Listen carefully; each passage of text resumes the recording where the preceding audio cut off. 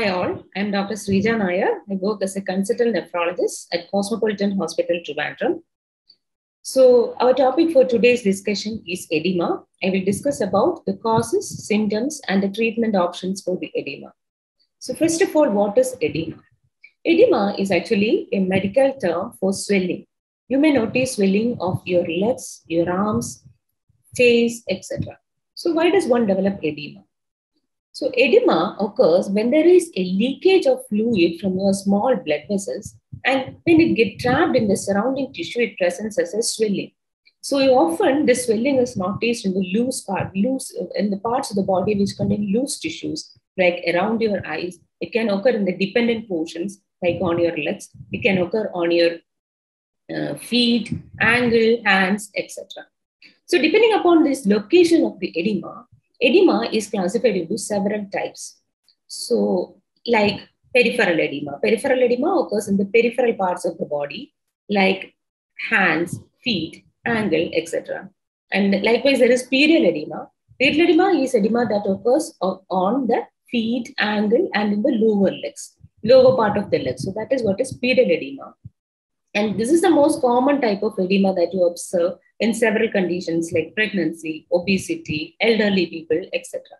There are also several other types of edema. One of it is pulmonary edema.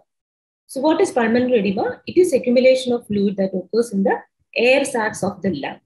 So pulmonary edema, or this edema that occurs in the lung, is often exacerbated during the night time. And when you do any exertion, when you exert a lot, the pulmonary edema gets exacerbated. You may wake up at the middle of the night with shortness of the breath, and you often cough out sputum, which is frothy in nature, and sometimes even it may be blood stained. And sometimes you may experience sweating or diaphoresis, suffocation, etc. Sometimes this pulmonary edema can produce dry, irritant cough also.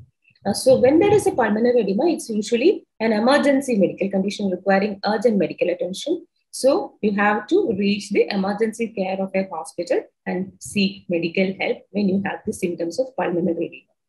So other type of edema is cerebral edema. It's edema that occurs in the brain. It can occur due to several reasons, like trauma to the head. It can occur due to any blockage of the blood vessels to the brain, or any bleeding from the brain blood vessels, like an intracranial hemorrhage, brain tumors, raised BP. Several reasons are there for cerebral edema. Cerebral edema is also a serious medical condition requiring urgent medical attention, and it usually presents with headache, visual blurring, etc. Sometimes you can experience some weakness, etc. Other edema is lymphedema. Lymphedema usually occurs in the legs or in your arms, and it's usually due to the damage to the lymph nodes. Now, what are lymph nodes? Lymph nodes are certain tissues in the body that will help to filter out the germs and the waste in the body. And this lymphedema usually occurs as a part of some cancers, either due to cancer or as a part of treatment of cancer, like following surgery, radiation, etc. Another type of edema is macular edema. Macular edema is edema that occurs in the eye. It occurs in macula, which is a center part of the retina, and it produces visual blurring. It usually occurs when there is a damage to the blood vessels of the retina. So these are the usual types of edema. Now, what are the causes of edema? The causes of edema can vary from very minor reasons to certain life-threatening conditions. So what are the common causes or the milder causes of edema? Usually standing or sitting for a longer time can cause edema. When you have too much salty food, it can cause edema. Premenstrual syndrome can cause edema. Pregnancy. So these are the usual conditions that cause edema. Then certain medications, especially antihypertensive medications like amlodipine, painkillers, steroids, estrogen use as an oral contraceptive pills. These are the usual medications that can produce an edema. Then, not only these causes, there are certain life-threatening situations that can present with edema. One of it is, as you all know, heart failure. So when there is a heart failure, you may notice edema on your legs, and sometimes it can present as a pulmonary edema also. So why there is edema in heart failure? Your heart is losing the capacity to pump the blood properly. So what happens is the fluids start accumulating in the body. And this can accumulate either in the legs, in the dependent portions, or it can accumulate in the lungs. So another reason for edema is commonly liver disease. Liver disease can cause edema usually in the abdomen, that is called as ascites, or it can also produce edema on the legs or a generalized edema. Another important cause of edema is kidney disease. But you should remember that not all kidney diseases produces edema, but most of the kidney diseases present as edema is especially on the face as well as in the legs. And often kidney diseases presenting as edema also produce some frothing, excessive frothing in the urine. So that is also a clue for the kidney disease. So not only these, there are several other causes for edema like allergic reaction, burns, and other traumas, infections. All these are causes for edema. Now coming to what are the symptoms of edema. So symptoms of edema basically depends upon two things. So what is the amount of swelling you have and what is the site of swelling. So if it is usually a mosquito bite-like swelling usually produces a minor swelling and usually doesn't produce as much symptom.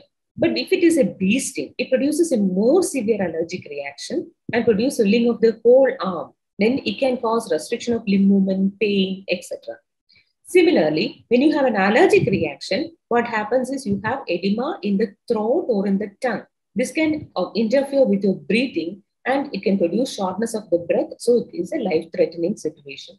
Similarly, pulmonary edema, cerebral edema, all these will produce symptoms depending upon its location. Like pulmonary edema producing shortness of breath, cerebral edema producing visual blurring and headache, as I already mentioned, macular edema producing visual impairment, etc. So these are the usual symptoms of edema. Now, what are the treatment options available for edema? Edema if it is a mild edema, it usually goes off by itself or by simple measures like elevating the limb above the level of the heart, etc. Other simple methods are like using compression methods like elastic stockings, sleeves, or gloves, etc. that produces a compression and thus helping to getting rid of the edema. But if the edema is not subsiding by these methods, you will have to use some drugs to treat the edema. And most important thing is you have to find the underlying cause for the edema and you have to get the treatment for the underlying cause. And the long-term treatment of edema always depends upon treating the underlying cause. Like if it is a cardiac failure or a liver disease, what to do is in order to get rid of the edema, you use drugs called diuretics or water pills. What these drugs do is it will help in the absorption of the accumulated fluid in the tissues to get back to the blood vessels, and it is later excreted by the kidney as urine. So these diuretics can be used in liver disease, heart failure, and kidney disease. And sometimes in kidney diseases and even in refractory heart failure and liver diseases, sometimes you may require a dialysis or ultrafiltration also to get rid of this edema. But are there any home remedies you can do to get rid of this edema, to prevent the edema or to prevent the reaccumulation of edema once you get a proper treatment for edema? One of it is avoid sitting or standing at the same position for a longer time. So that will cause accumulation of edema. You can avoid that. Next thing is using the elastic compression methods, compression stockings, or the gloves that I already mentioned. And the third method is you can restrict your salt intake. Why? Because salt usually produces a retention of fluid in the body. So I will always ask your doctor about the amount of salt you can take whenever you are having an edema. And another thing is the water intake. As you all know, whenever there is an excess fluid in the body, it tends to accumulate in the tissues. So always inquire your doctor about the water intake, whether you need to restrict your water intake. Most of the heart diseases and kidney diseases needs you to decrease your water intake to prevent edema formation. And if you have edema, you have to take care of the edematous part. Make sure that it is kept well moistured, because dry and cracked skin makes it more prone to infections. And if you develop any swelling of redness or heat or any open sores in the edematous area, you have to get urgent medical attention. And as I already said, with pulmonary edema and cerebral edema also, you require emergency medical attention. So these are the usual treatment measures for the edema. Thank you.